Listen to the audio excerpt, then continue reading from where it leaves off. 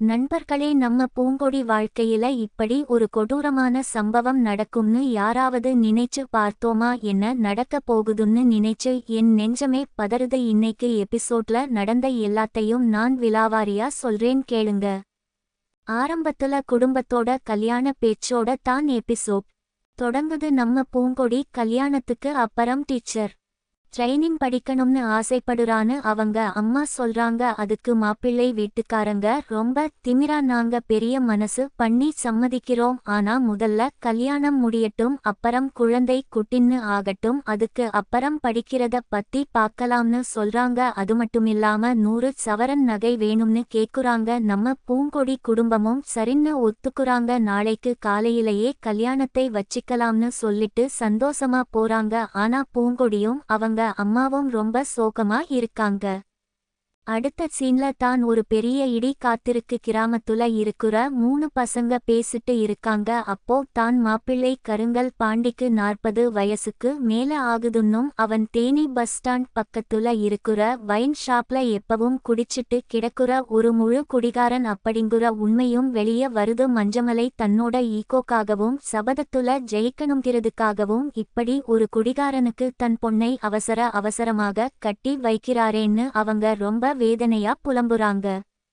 இதற்கிடையில் கோவில்ல இருக்கிற நம்ம பூங்கொடி கிட்ட அவ தோழிகள் வந்து, மாப்பிள்ளைக்கு 40 வயசு ஆகுதுடி, அவர் ஒரு குடிகாரன், உங்க அப்பா அவரோட கௌரவத்துக்காக உன்னை பலிகடா ஆக்குறாரு, இந்த கல்யாணத்தை தடுத்து நிறுத்துன்னு சொல்றாங்க. ஆனா நம்ம பூங்கொடி ரொம்ப இமோஷனலா, என் அப்பா எனக்காக எத்தனையோ செஞ்சிருக்காரு, அவரோட வைராக்கியம் தான் எனக்கு முக்கியம், அவர் யாருகிட்டையும் தோத்து போக கூடாது, அதுக்காக நான் என் வாழ்க்கையை தியாகம் செய்ய தயாரா இருக்கேன்னு சொல்லி அழுகுறா. இந்த இடம் உண்மையிலேயே எல்லாரையும் ரொம்ப கண்கலங்க வச்சிடுச்சு நண்பர்களே.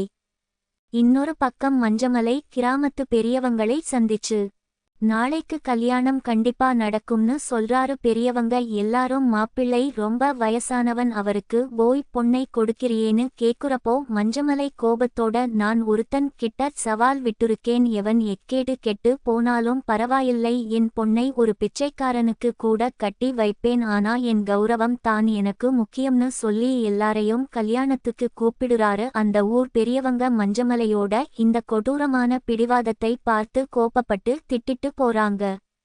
அடுத்ததா மாப்பிள்ளை வீட்டுக்காரங்க அந்த பணத்தாசை பிடிச்ச வில்லன் வில்லி 2 பேரும் ஒரு பெரிய வீட்டுக்கு வராங்க. அங்க அவங்களுக்கு 70 சவரன் நகையும் 5 லட்சம் ரூபாய் ரொக்க பணமும் வரதட்சணையா கொடுக்கப்படுது. கல்யாண பொண்ணு போட்டோவ பார்த்ததுக்கு அப்புறம் தான் மாப்பிள்ளையே சம்மதிச்சான் அப்படிங்குற திமிரான பேச்சும் அங்க நடக்குது. அந்த பணத்தையும் நகையையும் பார்த்த அந்த வில்லங்க ரொம்ப சந்தோஷப்படுறாங்க.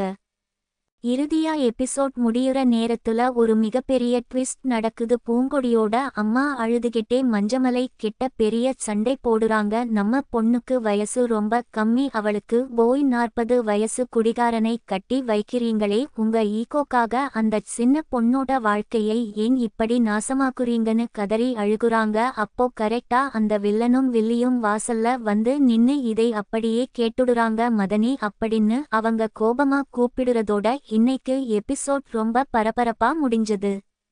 நாளைக்கு என்ன நடக்கும்னு நினைக்கும் போதே ரொம்ப விறுவிறுப்பா இருக்கு. கண்டிப்பா அந்த வில்லங்க உண்மையை தெரிஞ்சுகிட்டதுனால இந்த கல்யாணத்தை நிறுத்துவாங்களா, இல்ல பூங்கொடி வாழ்க்கை அந்த குடிகாரன் கருங்கல் பாண்டி கையில சிக்குமா? பூங்கொடியோட அம்மா தைரியமா எதிர்த்து நின்னு தன் பொண்ணை காப்பாத்துவாங்களா? பொறுத்திருந்து பார்ப்போம் நண்பர்களே.